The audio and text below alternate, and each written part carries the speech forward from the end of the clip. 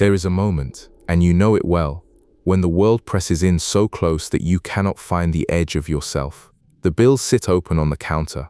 The phone has not stopped. Someone needs something from you that you do not have to give, and another person needs something else, and the hours have become a hallway with no doors. Your chest tightens. Your thoughts begin to tumble over one another like stones in a river, and no single thought completes itself before the next one crashes in. You are not thinking anymore. You are drowning in the act of thinking. I have watched this happen to hundreds of men and women who sat across from me in my study. Good people, capable people, people who built families and businesses and whole lives from nothing. And in that moment of overwhelm, every one of them believed the same lie and could not see past it. They believed the chaos was coming from the outside.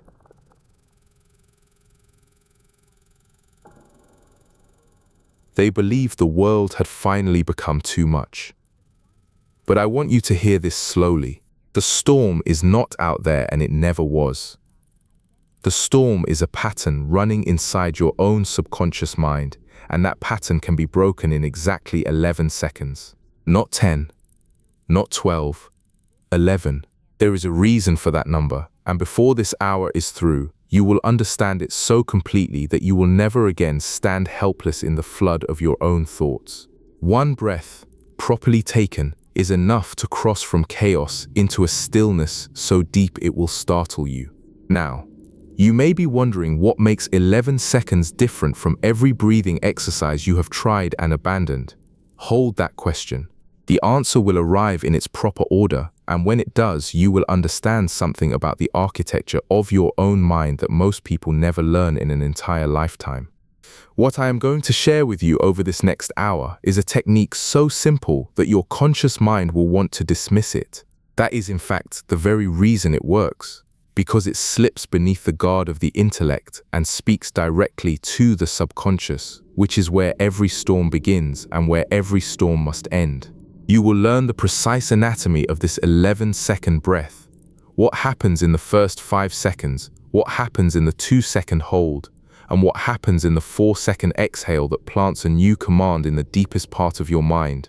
You will hear the stories of men and women who used this reset in kitchens, in hospital rooms, in the middle of corporate boardrooms, and in the silence of 3 in the morning when the walls seem to close. And by the end, you will have practiced it yourself, not as a theory, but as a living tool that belongs to you. If this teaching finds its way into your heart, I ask only this: let the people around you know that this work exists. Leave a word about what you felt. And if you would like to stay close to these teachings as they unfold, week by week, then remain here with us. That is all the thanks I could ever need. To know that one more person has found the still center that was always waiting inside them. Let me begin where every healing must begin, with the truth about what overwhelm actually is. Most people, when they feel overwhelmed, believe they have a problem with the world. They believe there are too many tasks, too many demands, too many people pulling at them, too many bills, too many decisions. And on the surface, this seems reasonable. The evidence appears to be everywhere. You can point to the stack of papers. You can point to the calendar. You can point to the argument that will not resolve and the diagnosis that will not change. But here is what I have learned in a lifetime of studying the subconscious mind, and I want you to consider it carefully. The overwhelm you feel is not a reflection of what is happening around you. It is a reflection of what is happening inside you. It is the conscious mind throwing open every door in the house of your thoughts at once, and the subconscious mind, that faithful, obedient servant, doing exactly what it has been instructed to do. Amplify the feeling. This is the law that governs every experience of your life. What you impress upon the subconscious mind, you express in your outer world. Joseph Murphy taught this principle for decades, and it has never failed, because it is not a philosophy, it is a mechanism, as reliable as gravity. When your conscious mind says, "I cannot handle this," the subconscious does not argue. It does not say, "Of course you can." It simply takes the instruction and makes it real. It floods your body with the chemistry of defeat. It narrows your vision. It accelerates your heartbeat. It makes the world feel precisely as unmanageable as you told it the world was. And this is why working harder, thinking faster, making more lists, and drinking more coffee will never solve the problem of overwhelm. You are trying to fix the picture on the screen by adjusting the screen. The projector is inside your own mind. A man came to see me once from Detroit, a foreman at an automotive plant, a man who had supervised 160 workers on a production line for 23 years. Strong hands, steady nerves, the kind of man other men looked to when things went wrong. But when he sat down in my study, his hands were trembling and his eyes had the dull, faraway look of someone who had not truly rested in a long time. He told me he had not slept, not properly slept, in 11 nights. He would lie down, and the moment his head touched the pillow, the thoughts would begin. Not important thoughts, not useful ones. Just a ceaseless parade of worries, half-formed plans, replayed conversations, imagined failures. He said it felt like someone had left the engine running in his mind and thrown away the key. I asked him a question that surprised him. I said, "When you walk onto the factory floor in the morning, do all 160 of your workers start shouting at you at once?" He laughed, despite himself. "No," he said, "they know to wait their turn." "And who taught them that?" "I did." "Then who," I said, "will teach your thoughts and bring them into order?" He stared at me for a long time.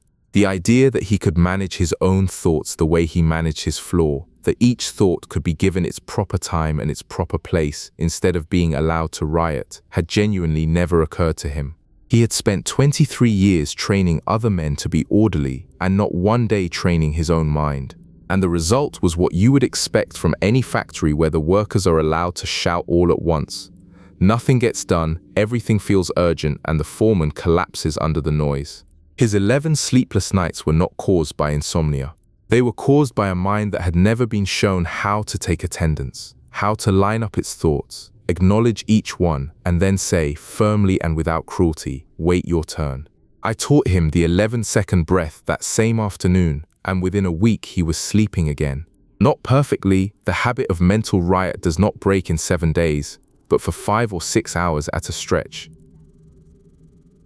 which was more rest than he had known in months.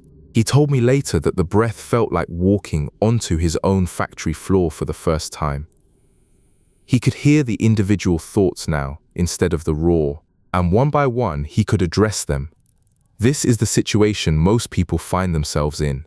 You are the foreman of a mind you have never learned to supervise or command. And so the thoughts run wild, and the subconscious, ever obedient, takes the riot as an instruction and produces the feeling of being overwhelmed. But here is the part that changed everything for that man from Detroit, and I believe it will change things for you as well. The subconscious mind responds to impressions, and the most powerful impression you can make upon it is not a thought at all. It is a physical act. It is a breath that carries intention behind it. The body and the subconscious speak the same language. When you breathe in a pattern of panic, short, shallow, ragged, the subconscious reads that pattern and says, "We are in danger." When you breathe in a pattern of calm, slow, deep, measured, the subconscious reads that pattern and says, "We are safe." You can speak 1,000 affirmations, but if your breathing contradicts them, the subconscious will believe the breath every single time without exception. As the scripture says, "Be still and know that I am God." Not think stillness, not wish for stillness. Be still. The command is physical before it is mental. And the 11-second reset I am about to teach you begins right there. With the body's oldest and most honest language, I am going to tell you exactly what to do with those 11 seconds. But first, I need you to understand why the number is 11 and not some other number. Because the answer to that question contains a principle that will unlock the technique from the inside out. There is a rhythm to everything that lives. The tide comes in and goes out. The heart contracts and releases. The lungs fill and empty. And within each of these rhythms, there is a precise interval, a duration that the body recognizes as one complete cycle of its own making. Not a half cycle, not a partial gesture, but a full and finished movement from one state to another and back again. For the breath, one unhurried, deliberate breath, that interval is approximately 11 seconds, 5 seconds to draw the air in, 2 seconds to hold it at the top, where the lungs are full and the body is momentarily suspended between the inward pull and the outward release, and 4 seconds to let the breath go, slowly, completely, until the lungs are quiet. I did not invent this count. No one invented it. It is the natural cadence of a calm human breath, the rhythm your body falls into when you are genuinely at rest, when the conscious mind has stopped interfering with the deeper intelligence that has been breathing for you since the moment you were born. Watch a sleeping child sometime and count. You will find 11 seconds give or take a heartbeat. Watch a man dozing in an armchair on a Sunday afternoon and count. The same rhythm. Watch yourself in those last few moments before sleep takes you, and if you are still conscious enough to notice, you will find that your breathing has settled into this very pattern without any instruction from your waking will. The body already knows this rhythm. You are not learning something new. You are remembering something your conscious mind taught you to forget. And there is something deeply reassuring in that. The idea that the reset is not a foreign technique imposed from outside, but an innate rhythm that your body has been waiting for you to rediscover. Now, there is a reason I have structured the reset around this particular count, and it goes deeper than physiology. When Joseph Murphy spoke of the state akin to sleep, that drowsy, receptive condition in which the subconscious mind is most open to suggestion, he was describing a state that the body can reach through a single physical doorway. That doorway is the exhale and nothing else. Think about what happens when you sigh. Not a frustrated sigh, but a real one. The kind that happens involuntarily when you finally set down something heavy, when you sink into a bath, when you hear news that releases you from worry. In that sigh, the entire nervous system shifts. The muscles of the jaw release, the shoulders drop, the heart slows by 2 or 3 beats per minute. And in that brief window of release, the subconscious mind opens like a door on a quiet hinge. The 11-second breath is a deliberate sigh, a sigh with intention behind it. And the intention is everything, because the subconscious does not respond to empty mechanics. It responds to feeling, to the emotional charge that accompanies the physical act. Murphy said it plainly. The feeling of health produces health. The feeling of wealth produces wealth. And I would add, the feeling of peace, carried on one complete breath, produces peace. A school teacher came to me once from Philadelphia, a woman of about 40, slight and serious, who taught mathematics to 8th grade children in a public school that was not kind to its teachers. She had developed what her doctor called anxiety attacks, though she disliked the term and preferred to say that her mind would go white, a sudden bleaching of all coherent thought, replaced by a buzzing electrical panic that made it impossible to speak, to move, to do anything except grip the edge of her desk and wait for it to pass. She told me she had tried everything. Deep breathing, meditation recordings, a prescription she took for 4 months and then abandoned because it made her feel as though she were living behind a pane of glass. Nothing had worked, and she had come to believe that she was simply built wrong, that her nervous system was defective, and that she would spend the rest of her career white-knuckling her way through every afternoon. I asked her to describe the exact moment the panic began. Not the feeling of it, but the trigger, the thing that happened just before the white flood arrived. She thought about it carefully and said that it always started with a thought. A single thought, usually about something she had forgotten to do or something she feared she had done wrong. And from that one thought, her mind would begin to race, generating more thoughts, each one worse than the last, until the cascade became the white wall. How long, I asked, between the first thought and the wall? She closed her eyes. 5 seconds, she said, maybe less. And once the wall arrives, how long before it passes? 20 minutes, sometimes 30. I told her something that she initially resisted. I told her that those 5 seconds, the 5 seconds between the first anxious thought and the full cascade, were not a symptom, but a gift and a window. And if she could learn to do one single thing inside that 5-second window, she could stop the cascade before it built. That one thing was the 11-second breath. I taught it to her right there in my study.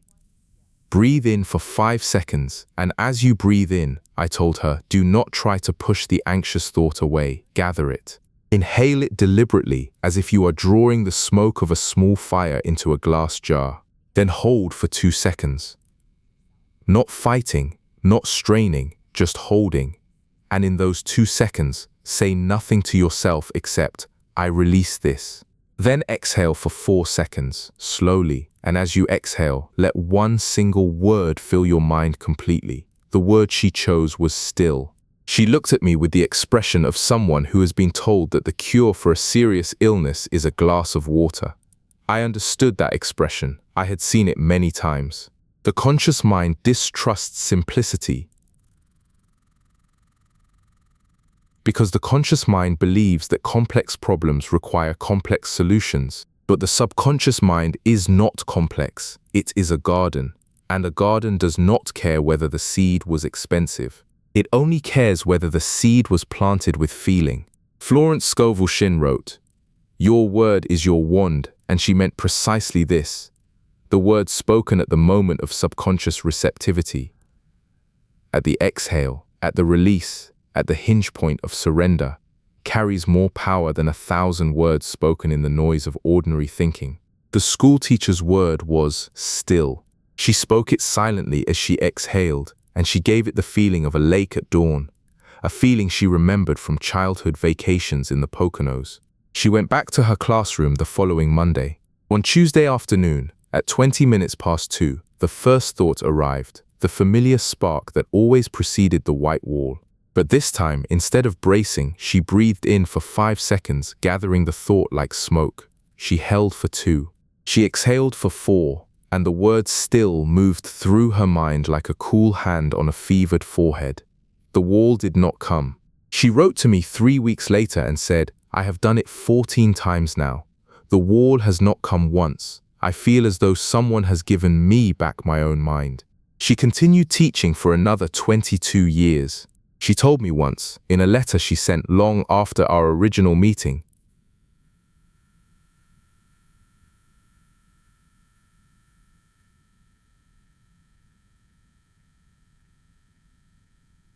that she kept a small card tucked inside her desk drawer, just a piece of index card with the numbers 5, 2, and 4 written on it. None of her students ever asked what it meant. It was her private compass, her reminder that the white wall had no power over a woman who knew how to breathe. And that, you see, is exactly what happened. No one gave her anything that was not already hers. The 11-second breath did not add something to her mind. It subtracted the interference, the conscious mind's compulsive narration, the runaway commentary that the subconscious had been faithfully amplifying into a flood. One breath, properly taken, with one word planted at the exhale, was enough to remind the subconscious of its true instruction: be still. I want you to sit with that for a moment before we go further. The technique works not because of the counting, not because of the breathing pattern alone, but because of what happens at the intersection of body and belief. The breath is the vehicle. The word is the seed. And the feeling you attach to that word, the quiet, genuine feeling that you carry on the exhale, is the water that makes it grow and bear fruit. As the psalmist wrote, "He restoreth my soul." Not with noise, not with effort, with a restoration, a returning to what was always there. Now, let me take you into the first 5 seconds, because there is more happening inside that inhale than you might think. And what you learn about those 5 seconds will change the way you relate to every difficult thought you have ever had. The instinct, when you are overwhelmed, is to fight. Every fiber of your being tells you to push back against the thoughts, to shove the anxiety down, to argue with the worry, to tell yourself to stop feeling what you are feeling. And this instinct, ancient, powerful, completely understandable, is the thing that makes the overwhelm worse than it needs to be. I cannot say this strongly enough. What you resist in the mind does not retreat. It digs in, it grows roots, it becomes the very foundation of the thing you are trying to escape. Joseph Murphy understood this at a level that most people never reach. He wrote, "The law of your subconscious mind works for good and bad ideas alike. Whatever you impress upon it, it will move heaven and earth to bring to pass." And when you fight a thought, when you push against a feeling of overwhelm with force and frustration, you are impressing that thought more deeply into the subconscious, not less. You are giving it your full attention, your full emotional charge, and your full belief. The subconscious does not hear the word no. It hears the feeling behind the word, and the feeling behind resistance is fear. This is why the first 5 seconds of the 11-second reset are not about fighting. They are about gathering every scattered piece of the storm. When I say breathe in for 5 seconds, I do not mean breathe in and try to clear your mind. I do not mean breathe in and think positive thoughts. I mean breathe in and deliberately, consciously, willingly draw every scattered thought, every anxious feeling, every piece of the chaos into the breath itself. Pull it in as if you were gathering scattered papers from a windy street. Do not judge the papers. Do not read them. Just gather them. This is an act of radical acceptance.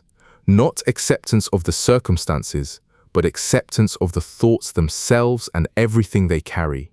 You are saying to your own mind, I see you, I hear you, I am not afraid of what you are producing. Come in, all of you, come into this breath. There is a passage in scripture that has always struck me as deeply practical, though it is usually read as purely devotional.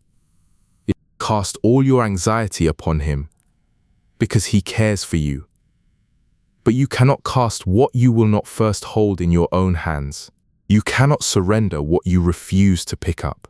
The gathering, the 5-second inhale, is the act of picking up your anxiety with both hands so that you can then offer it to the deeper intelligence that knows what to do with it.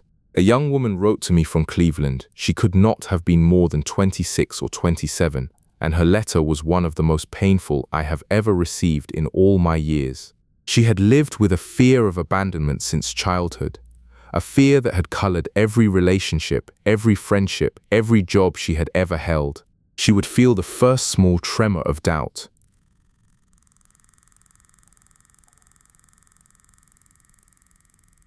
A friend who did not return a call.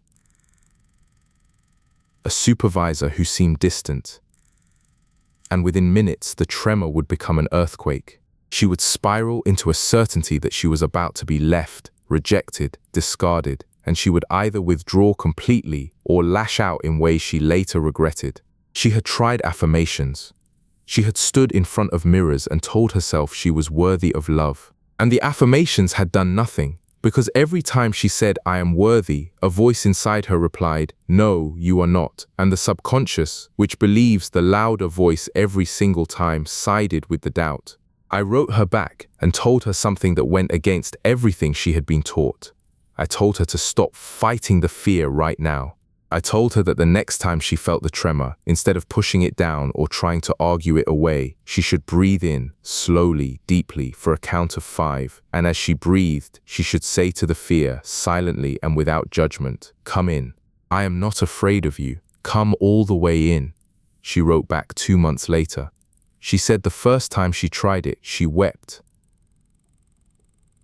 Not from sadness, but from relief. The fear, which she had spent years trying to outrun, turned out to be a small thing, the ghost of a child's grief, repeating itself in an adult body.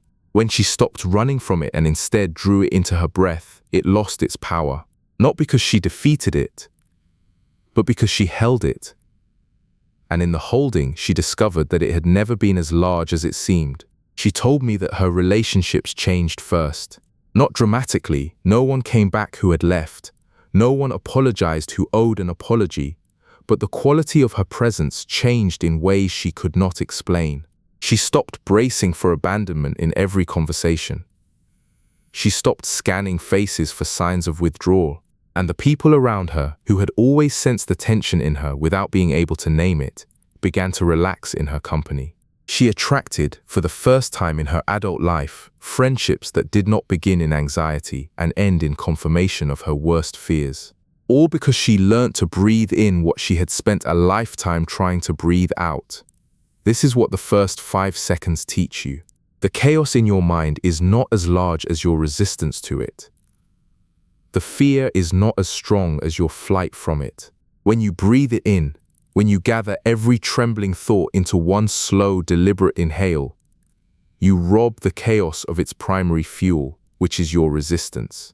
And what remains, once the resistance is gone, is almost always manageable, almost always surprisingly small. I want you to think about a glass of muddy water. If you shake the glass, the water stays cloudy. The particles remain suspended, swirling, blocking the light. But if you set the glass down and leave it still, the mud settles to the bottom and the water clears.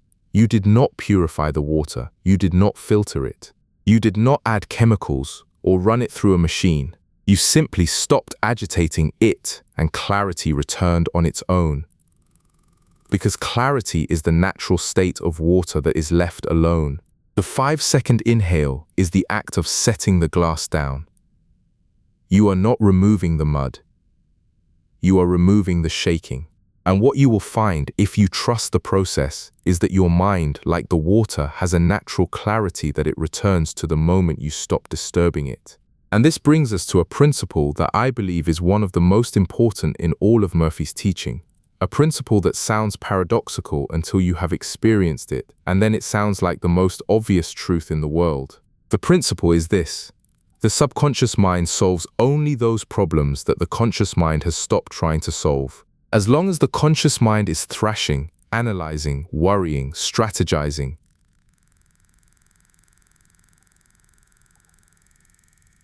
the subconscious remains in the background, waiting. It is like a surgeon who cannot operate while the patient is fighting on the table. The conscious mind must step aside, not permanently, not even for very long, but completely, even if only for a breath. And in that stepping aside, the subconscious mind activates and begins its work. Florence Scovel Shinn said it her way: fear is faith inverted, and she was pointing to this same truth. When you fear, you are planting a seed in the subconscious just as surely as when you believe.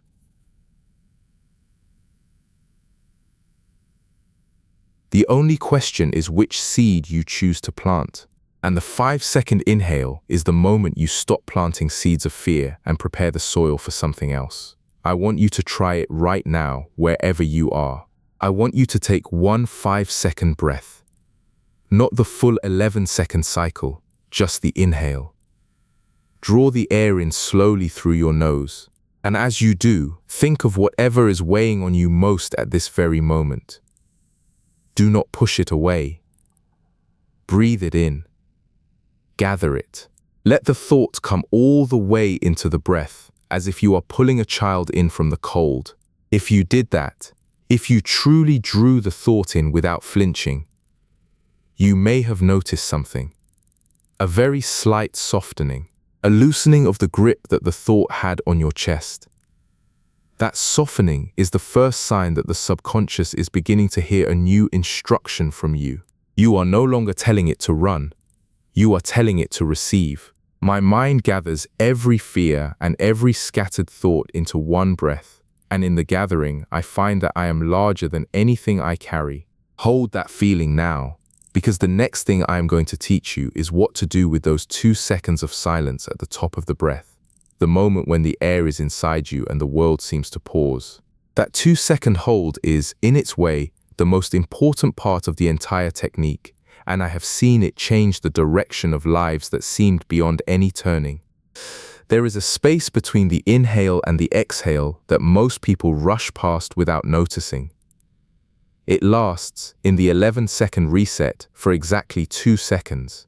And in those 2 seconds, something extraordinary happens. Or rather, something extraordinary simple. Nothing happens. You hold the breath, and you do nothing at all except exist. This is the hardest part of the technique for most people, and I will tell you why. The conscious mind despises stillness.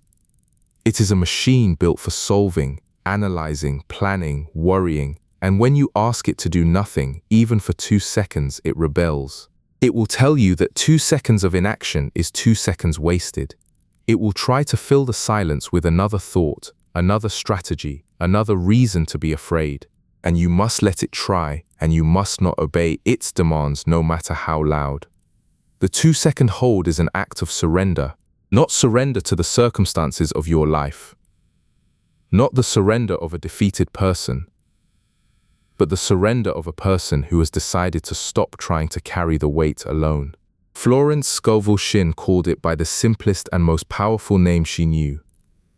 Let go and let God do what you cannot. I realize that these words mean different things to different people, and I am not asking you to attach any particular theology to them. What I am asking you to understand is the principle beneath the words, that within you there is an intelligence deeper than your conscious thought, the subconscious mind, the deeper self, the infinite within, and that intelligence cannot operate while you are gripping the steering wheel with white knuckles. The hold is the moment you loosen your grip on everything, not because you do not care, because you trust. Think about what happens when you fall asleep at night. There comes a moment, a hinge moment, when the conscious mind lets go. You cannot force this moment. You cannot think your way into sleep. You can only reach the edge and then release. And in that release, the subconscious takes over, and it does extraordinary things. It heals your tissues. It sorts your memories. It solves problems that baffled your waking mind beyond all reckoning. Every morning when you wake up and find that an answer has arrived overnight, an answer you could not reach by thinking, you are witnessing the work of the subconscious mind that was set free by the act of letting go. The 2-second hold simulates that hinge moment. It is a micro-sleep of the will. You are not unconscious, you are fully awake, but for 2 seconds, you are voluntarily doing what your conscious mind does involuntarily every night, stepping aside. Murphy called this the state akin to sleep, the threshold between waking and rest, where the subconscious is most receptive. And while the full state akin to sleep typically requires several minutes of relaxation, the 2-second hold provides a concentrated flash of that same receptivity. It is a keyhole, not a door. But a keyhole is all you need to see what is on the other side. A retired Navy officer came to see me from San Diego. His name is not mine to share, but his story is one I carry with me because it taught me something I had understood in theory but had never witnessed with such force in actual practice. He was a man of 61 years, broad-shouldered and erect in the way that military men often remain long after they have left the service. He had commanded a destroyer escort in the Pacific. He had brought 600 men home alive from a deployment that was not expected to end well. He had been decorated, respected, and feared in exactly the proportions that a commanding officer should be. And when he sat down in my study, he wept. His wife of 34 years had died 18 months earlier, and from the hour of her death, he had been unable to stop the machine of his own mind. Every waking moment was filled with her, not peaceful memories, but a relentless, torturous replay of the final weeks. The hospital, the monitors, the words he did not say, the words he said wrong. The moment the machine stopped and the room became the quietest place he had ever stood in. Quieter even than the open ocean at night. He told me he had tried to command the grief the way he had once commanded his ship. He had given himself orders. He had set schedules, kept busy, volunteered at the Veterans Hall, forced himself into routine. None of it worked. The grief was not a subordinate, and it did not take orders. I asked him a question.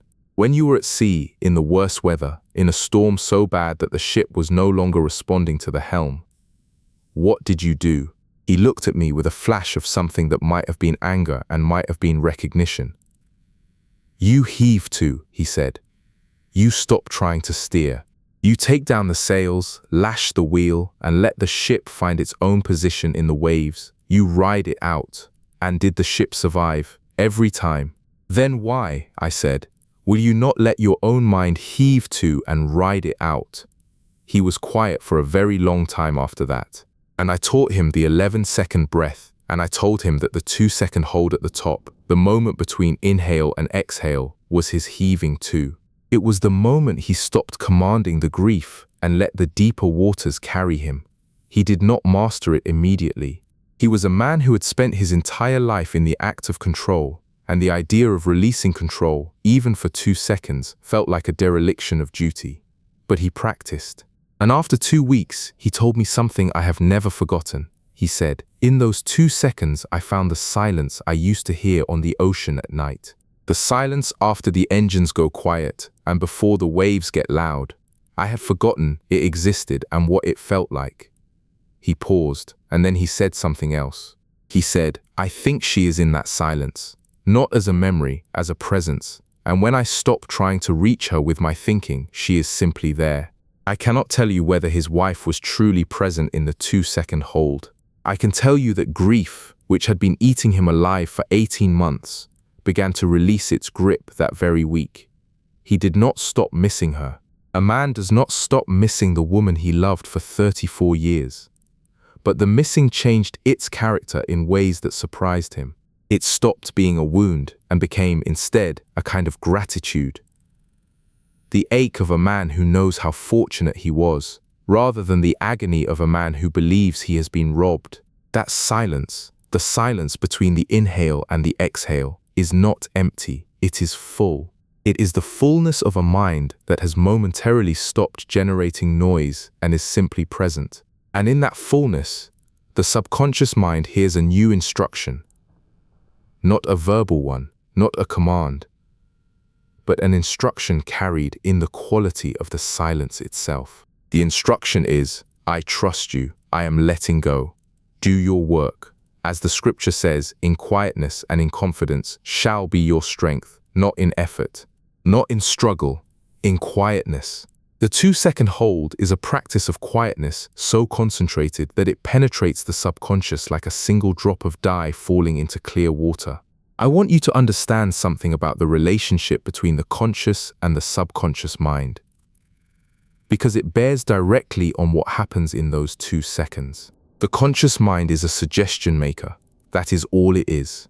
It observes, it evaluates, it generates options, and then it offers those options to the subconscious, which is the executive power behind every action you take. The subconscious is the one that acts. It moves the muscles, it generates the emotions, it heals or harms the body, it shapes the reality you experience every day. But the subconscious cannot execute 2 contradictory instructions at once. If the conscious mind is sending a signal of panic, everything is falling apart, I cannot cope, I am overwhelmed, and simultaneously trying to send a signal of peace, I am calm, I am centered, all is well, the subconscious will default to whichever signal carries more emotional intensity behind it than the other. And panic, unfortunately, is almost always louder than peace. The 2-second hold solves this problem by creating a gap, a momentary interruption in the transmission. For 2 seconds, the conscious mind sends nothing, and in that nothing, the subconscious is free. It is no longer receiving contradictory instructions. It is simply present, receptive, open, like a field that has been cleared and is ready for planting. This is why the exhale that follows is so powerful. When you release your breath after those 2 seconds of silence, you are speaking to a subconscious mind that is, for one brief and precious moment, completely undefended and entirely receptive. Whatever you plant in that moment will take root with a force that ordinary waking suggestion cannot match. And that brings us to the 4-second exhale, the planting moment. The moment when your word becomes your wand and a single syllable, spoken with feeling, can reshape the landscape of your inner world. This is where the true power of the 11-second reset lives, and I want to give it to you with the care and precision it deserves, because what you do in these 4 seconds will determine whether the breath was a pleasant exercise or a turning point in the story of your life. The exhale is where everything changes. For 5 seconds, you gathered the chaos. For 2 seconds, you held it in silence and let the conscious mind step aside. And now, for 4 seconds, you release the breath, slowly, steadily, through slightly parted lips. And as the air leaves your body, you carry one word on it, one single word. Not a sentence, not an affirmation, not a prayer, one word and nothing more beside it. This is the planting moment. This is the instant when the seed enters the soil of the subconscious mind. And like any act of planting, it requires not force but precision. You do not shove a seed into the earth. You place it gently, deliberately. And then you trust the soil to do what soil does. The word you choose is yours alone. For some people, it is peace. For others, still, or calm, or clear, or whole. I have known people who chose home. And I have known one woman who simply chose the word enough. The word itself matters less than what you feel when you say it on the exhale, because the subconscious does not process language the way the conscious mind does. It does not read words, it reads feeling tones. And the feeling tone you attach to your exhale word is the true content of the instruction you are planting. Murphy said this as clearly as any teacher in history. Whatever you impress upon the subconscious mind, you express in your outer world. And the impression is not made by the word, it is made by the feeling beneath the word. You could say peace 1,000 times with the feeling of frustration behind it, and the subconscious would produce frustration. But say peace once, on one slow exhale, with the genuine feeling of a still lake, a quiet room, a sleeping child, and the subconscious will begin to rearrange your inner world around that feeling. This is what Shin meant when she wrote, "Your word is your wand." Not the dictionary word, the felt word that carries the vibration of what you actually mean, not merely what you hope to mean. A woman ran a bakery in Memphis, a small place, just 4 tables and a counter, in a neighborhood that had seen better years. She had opened it with her late mother's recipes and her own savings, and for 3 years it had survived, though never thrived. And then the road construction began. The city tore up the main avenue that led to her door, and for 4 months there was no way for customers to reach her without a 10-minute detour through side streets that even the locals found confusing. Her sales dropped by 60%. She could not make the rent. She could not make the payments on the oven she had financed. She lay awake at night doing arithmetic in her head, and the arithmetic always came out the same way. She had 8 weeks before the bakery would close. She came to one of my public lectures, not because she believed in the subconscious mind, she told me later, but because the lecture was free and the church where I spoke was within walking distance. She sat in the back row and listened with her arms crossed. And when I described the 11-second breath, she told me that her first thought was, "This is for people with small problems." But she tried it that night, lying in bed, staring at the ceiling, the arithmetic running its familiar loop. She breathed in for 5 seconds and gathered every number, every fear, every image of the locked door and the empty tables. She held for 2 seconds, and she exhaled for 4. And the word she chose, without planning it, without thinking, was provided. Not provide, provided, past tense. As if the provision had already been made and she was simply remembering it. She told me later that the feeling that came with that word was unlike anything she had experienced. It was the feeling of arriving at a destination she had been traveling toward for a long time. The relief of "I am already here." And she did 3 cycles of the breath that night, each one carrying the same word, each one deepening the feeling, and then she fell asleep, the first unbroken sleep she had had in 6 weeks. I want to be careful here, because I am not telling you a fairy tale. The road construction did not vanish overnight. The bills did not pay themselves. What happened was subtler and, in its way, more remarkable. Over the following 2 weeks, things began to shift, not in the dramatic, miraculous way that makes for a good story, but in the quiet, almost imperceptible way that the subconscious mind actually works. She had an idea to set up a small folding table on the other side of the construction zone, with samples and a hand-drawn map to the bakery. She did this not because she sat down and strategized, but because the idea arrived fully formed on a Tuesday morning while she was rolling dough. The way ideas arrive when the subconscious has been properly instructed. A local newspaper writer happened to walk past the folding table, found the story charming, and wrote a small piece about it. The piece was shared widely in the neighborhood. Within a week, her sales had not only recovered, they had doubled. People were coming not despite the detour, but because of it. The construction zone had become part of the story, and people wanted to be part of the story. Within 4 months, she had paid off the oven, signed a lease extension, and hired her first employee. When she wrote to tell me all of this, she added one line at the bottom that I have kept in my memory ever since. She wrote, "The word was provided, and it was." I share her story not because the results were spectacular, though they were, but because the mechanism was so clean, so visible, so free of mystification. She did not visualize stacks of money. She did not repeat affirmations in the mirror. She did not try to convince herself of anything at all. She chose a word, she felt it on the exhale, and the subconscious mind, receiving a clear instruction in a moment of genuine receptivity, began to reorganize her perception and her behavior in ways that opened doors she had not known existed. The folding table idea, the willingness to try something unconventional, the warm humor that made the newspaper writer want to tell her story, all of these came from a shift in her inner state, not from a strategy session. The subconscious does not strategize, it creates. Now, I do not tell you this story so that you will believe in magic. I tell it so that you will understand the mechanics. The subconscious mind is a creative intelligence of extraordinary power. It has access to connections, resources, and solutions that the conscious mind, limited to its narrow beam of attention, cannot see. But it will only activate this creative power in response to a clear, emotionally charged instruction, delivered in a state of receptivity. The 11-second breath provides all 3 conditions at once. The inhale gathers the attention, the hold creates the receptivity, and the exhale delivers the instruction. The word on the exhale is your instruction. Choose it with care. Choose it not for its meaning in the dictionary, but for its meaning in your bones. When you say it silently on the outbreath, feel it. See what the word looks like when it is true.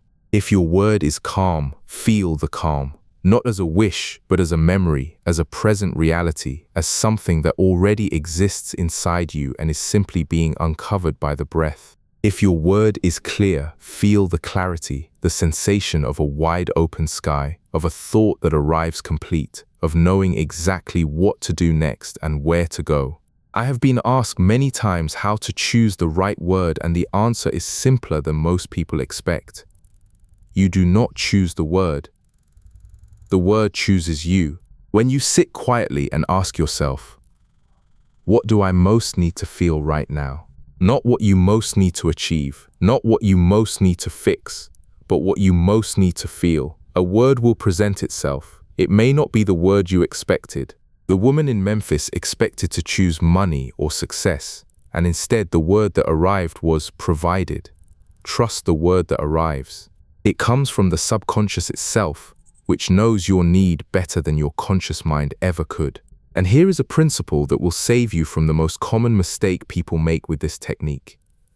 Do not change the word. Once you have chosen it, stay with it. The subconscious mind builds an impression the way a river carves a canyon, by running the same water over the same stone again and again. If you change the word every day, you are starting a new canyon every morning and finishing none of them. Choose your word, feel it once deeply, and then use it every time you take the 11-second breath, for as long as you need it. When the word has done its work, when the feeling it carries has become your resting state,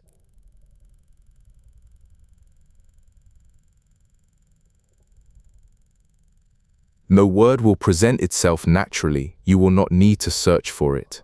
It will arrive the way the word provided arrived for the woman in Memphis, unbidden, complete, and exactly right. I plant one word in the garden of my subconscious, and it grows into the reality I was always meant to live. Let me take that word now and show you what happens when you repeat the cycle, not once, but 3 times. And why repetition done with feeling is the difference between a match strike and a fire that burns all night. One cycle of the 11-second breath is a match strike. It creates a flash, a single impression on the subconscious mind, vivid but brief. 3 cycles, done in immediate succession, is a fire that will burn long after the breathing stops. And the difference between the two is the difference between a thought that fades by morning and a conviction that rewires your life. But I must be very careful here because repetition is one of the most misunderstood principles in the entire field of subconscious work. Most people, when they hear the word repetition, think of volume. They think of saying an affirmation 100 times, writing it 50 times, recording it and playing it on a loop while they sleep. And this kind of mechanical repetition is, at best, useless and at worst, actively harmful, because it teaches the subconscious that you do not believe what you are saying about yourself. If you truly believed it, you would not need to say it 100 times. The very act of repetition without feeling is a confession of doubt, and the subconscious hears the doubt more clearly than the words. Murphy was explicit about this. He said, "Repeat the thought with conviction, and the subconscious mind will respond." The operative word is not repeat. It is conviction, and nothing else matters in the end. The feeling must deepen with each cycle, not merely recur. Each breath must carry more of the feeling than the last. The way each wave in a rising tide reaches further up the shore than the one before. This is why I recommend 3 cycles and not 30. 3 cycles, done with genuine and deepening feeling, will accomplish what 30 empty cycles cannot touch. And here is how to deepen the feeling across those 3 breaths. On the first cycle, the feeling will be tentative. You are new to the breath. You are still uncertain. The conscious mind is still watching, evaluating, ready to pronounce its verdict. This is natural. Do not fight it. Simply breathe in for 5 seconds, hold for 2, exhale for 4 with your chosen word, and let the feeling be whatever it is. Even a faint shimmer of peace is enough to begin the work. The first cycle is the invitation. On the second cycle, something begins to shift. The body has now taken 2 slow breaths in a row, and the nervous system is starting to respond. The shoulders may drop 1/4 of an inch. The jaw may unclench slightly. The heartbeat may slow by a beat or 2. And with this physical softening, the emotional tone of the word deepens. You are not just hoping for peace now. You are beginning to feel it in your actual body. The second cycle is the opening. On the third cycle, if you have truly let yourself feel and not merely count, the word arrives differently. It does not feel like something you are saying to yourself. It feels like something that is being said through you, a voice from below the level of conscious thought, a resonance that seems to rise from the body itself. This is the moment of impression. This is the moment when the subconscious mind receives the instruction not as a suggestion but as a fact. The third cycle is the planting.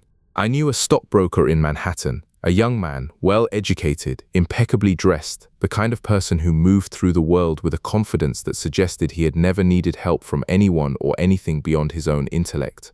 He had come across my work through a colleague and had decided to try the 11-second breath as what he called an experiment in applied psychology. He approached it exactly as you might expect a man of his temperament to approach it. He set a timer. He counted precisely. He chose the word focus because it seemed the most practical and the least sentimental. And he did not 3 cycles, but 30. Every morning, for 15 minutes, he sat in his leather chair and breathed and counted and said the word focus with the same flat transactional tone he used to place an order on the trading floor. After 2 weeks, he reported that the technique was, in his words, a placebo for gullible people. He felt no different. His mind was just as cluttered. His sleep was just as shallow. The experiment had failed, and he had confirmed what he suspected all along.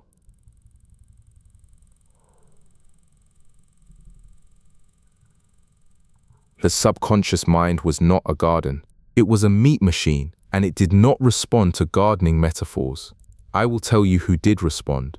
His building's janitor, a man from the Dominican Republic whose name was Esteban, who cleaned the offices each evening while the traders were leaving and the city was turning on its lights. Esteban had overheard the broker talking about the technique to a colleague in the hallway, and he had tried it that same night, sitting on the edge of his bed in a 1-room apartment in Washington Heights. Esteban had not read Murphy. He had not studied the subconscious mind.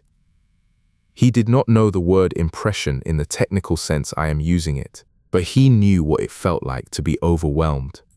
He worked 2 jobs. His mother was ill in Santo Domingo. He sent money home each month that he could not afford to send, and each night, when he lay down, the weight of it all pressed on his chest like a stone that would not move. He breathed in for 5 seconds. He did not count precisely. He told me later that he simply breathed slowly and hoped the count was close enough. He held for what he thought was 2 seconds, and he exhaled for as long as felt right, and the word he chose was paz. Peace, in his first language, the language of his childhood, the language his mother spoke. He did 3 cycles. Just 3. And on the 3rd exhale, he felt something crack open in his chest. Not painfully, but the way a frozen river cracks when the season turns. He wept, not for long. And then he slept, deeply and without dreams, for the first time in what he told me was many months. The difference between the stockbroker and the janitor was not intelligence. It was not education. It was not even belief in the traditional sense. The difference was feeling, and feeling alone determined everything. Esteban brought feeling to the breath. The broker brought analysis. And the subconscious mind, which does not speak the language of analysis, heard Esteban and could not hear the broker at all.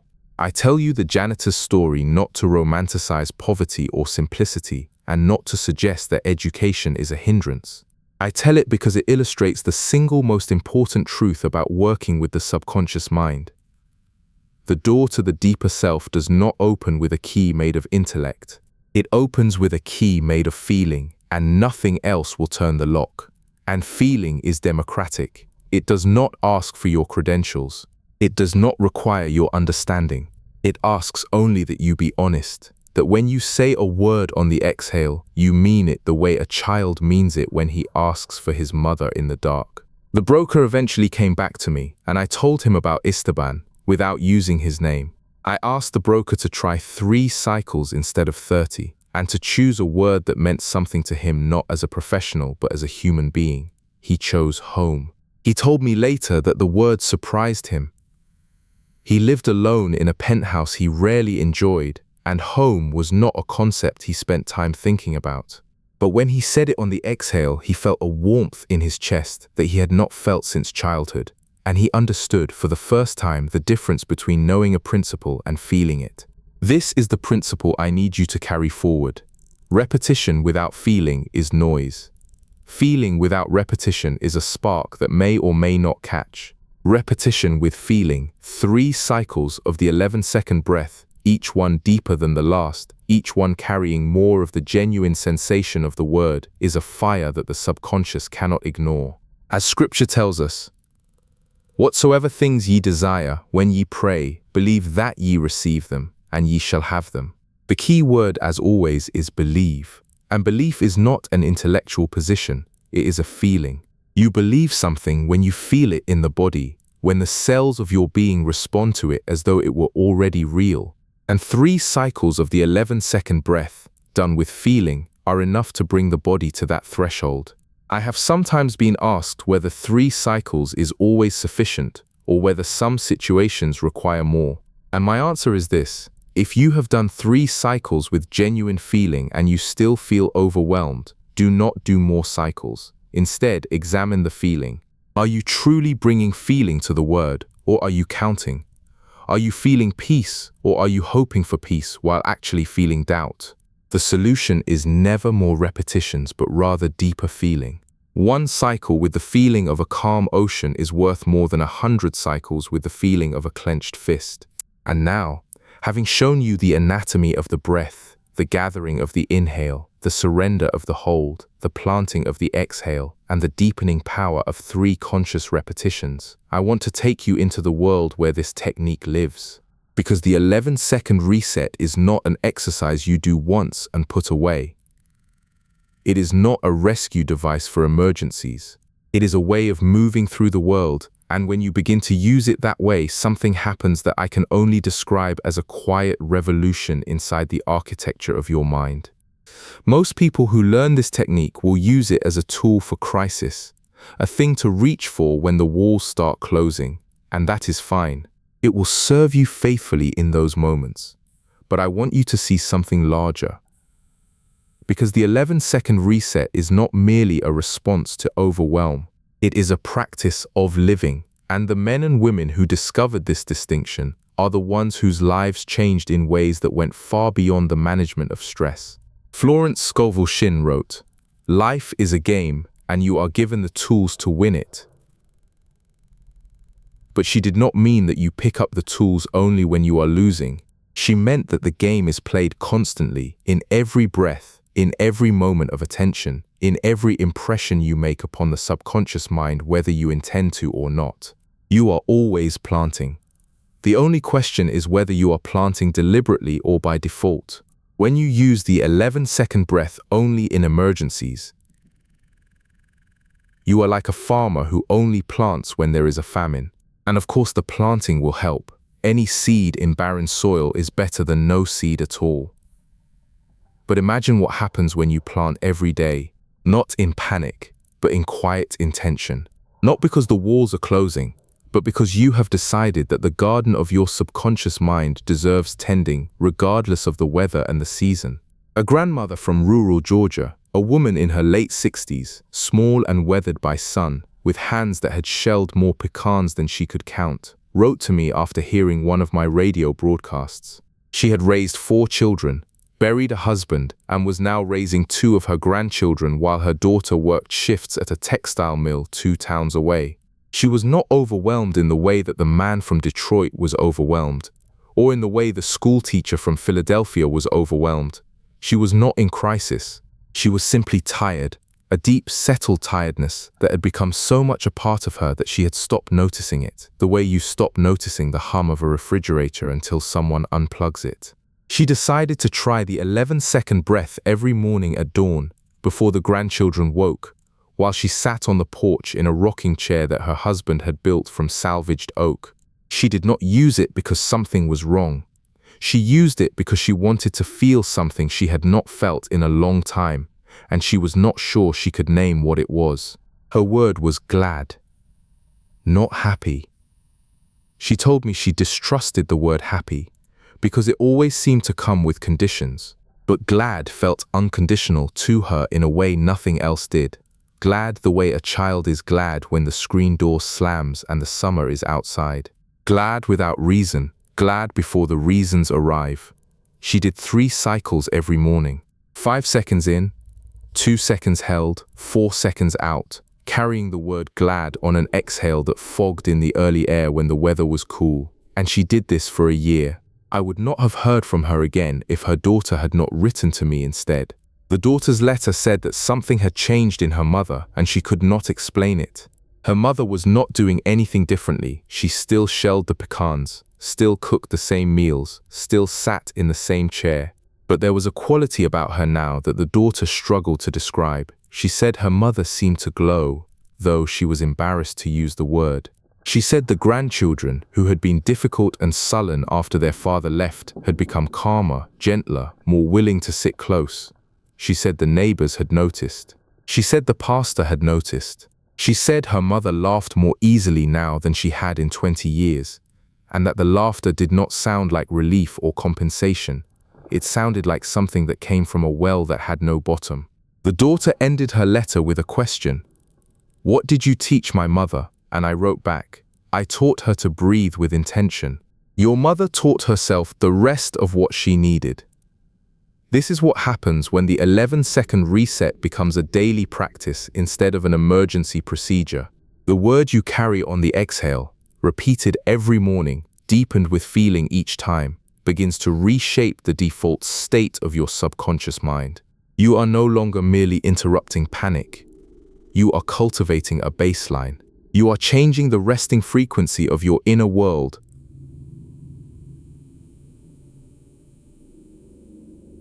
The way a tuning fork held against a piano string gradually brings the string into resonance. And here is the part that most people do not expect. It begins to change what happens around you. Not through magic, not through mystical forces, through the simple, observable mechanism that Murphy described throughout his entire body of work. When the subconscious mind holds a clear, emotionally charged impression, It shapes your perception, your decisions, your reactions, and your actions in ways that are largely invisible to the conscious mind. You begin to notice opportunities you would have missed. You begin to respond to provocations with a calm that surprises you. You begin to attract, and I use that word carefully because it describes a real phenomenon and not a fantasy. You begin to attract people and circumstances that match the frequency of your inner state. The woman in Memphis attracted a newspaper writer to her folding table. The janitor in Washington Heights attracted a deeper sleep and a lighter heart. The grandmother in Georgia attracted a softening in her grandchildren that no discipline or strategy could have produced. None of them went out and made these things happen through effort. They made them happen through impression, through the slow, steady, daily act of planting one word on one breath in the garden of the subconscious mind. I want to give you some guidance now on when and where to use this practice beyond the morning sitting. Use it before a difficult conversation. In the car, before you walk into the room where the conversation will happen, take 3 cycles of the 11-second breath. Choose a word that matches the outcome you desire. Calm, if you want to remain steady. Clear, if you want to speak truth without anger. Kind, if you feel yourself hardening. Use it after bad news. When the phone call comes, when the letter arrives, when the sentence is spoken that changes everything, do not respond immediately. Take 1 cycle. Gather the shock into the inhale. Hold for 2 seconds. Exhale your word. You will not eliminate the pain, but you will prevent the pain from becoming a command that the subconscious amplifies into despair. Use it in the middle of the night. If you wake at 2 or 3 in the morning and the thoughts begin their familiar march, do not fight them and do not try to think your way back to sleep. Take 3 cycles, lying right where you are, your eyes closed, your hands open on the covers. The word on your exhale will do what no amount of restless thinking could ever do. It will quiet the sentry and open the gate back to rest. Use it at the start of the day, before the world arrives. Before the phone, before the responsibilities, before the noise. Take 3 breaths and plant your word in the morning silence. This is the most powerful time of all, because the subconscious mind is still close to the surface in those first minutes of waking, still soft from sleep, still receptive. What you plant in the first 5 minutes of your day becomes the soil in which every event of the day will grow. As the proverb says, "Keep thy heart with all diligence, for out of it are the issues of life." The heart, in the language of the ancients, is the subconscious mind, and keeping it, tending it, guarding what you plant in it, is the most important work you will ever do. You are always breathing. From the moment of your birth to the moment of your passing, you have never stopped. And in all that time, most of those breaths were unconscious, mechanical, automatic, unnoticed. But the 11-second breath is a conscious breath, and that makes all the difference. It is the moment you step into the stream of your own life and say, "This one counts. This one carries my intention. This one plants my word." And here is the beautiful truth that I want you to carry out of this teaching. You do not need to do it perfectly. You do not need to count precisely. You do not need to choose the perfect word or find the perfect feeling. You need only to be sincere, and sincerity is enough. The subconscious mind does not grade your performance. It reads your sincerity, and a sincere breath, even a clumsy one, will always reach deeper than a polished breath taken with a divided heart. This is not a technique, this is a way of being. 11 seconds, 3 times, every day with feeling, and the word you chose when your truest self knew exactly what it needed. That is the whole of it. That is enough. And so, as we come to the end of this teaching, I want to leave you with 3 truths to carry in your heart, not as concepts, but as seeds. Plant them tonight, on your exhale, and let them grow. I gather every fear and every scattered thought into one breath, and in the gathering, I find that I am larger than anything I carry. I surrender the need to control, and in the surrender, I discover a power deeper than anything my striving could reach. I plant one word in the stillness, and that word becomes the ground on which my new life stands. These are not wishes. They are descriptions of what is already true about you right now, whether you feel it or not. The subconscious mind does not create something from nothing. It uncovers what was always there, the peace beneath the noise, the clarity beneath the confusion, the strength beneath the exhaustion. The 11-second breath is not a magic spell. It is a clearing, a removal of everything that was never yours to carry in the first place. Remember, 5 seconds to gather, 2 seconds to surrender, 4 seconds to plant, 1 word, 1 feeling, 1 breath, and you are new, remade from the inside out. The ancient scriptures tell us that the Spirit of God moved upon the face of the waters. It did not shout, it did not strain, it moved gently on a breath across the stillness, and from that movement everything was born. Your breath carries the same creative power it always has. You are not learning to breathe, you are learning to remember that every breath you take is an act of creation. So breathe now. Breathe with purpose, breathe with feeling, and let the subconscious mind, that faithful, tireless gardener who has been waiting all this time for a clear instruction, let it do what it was made to do. 11 seconds, that is all, and it is everything. Go in peace, and plant in peace, and watch what grows.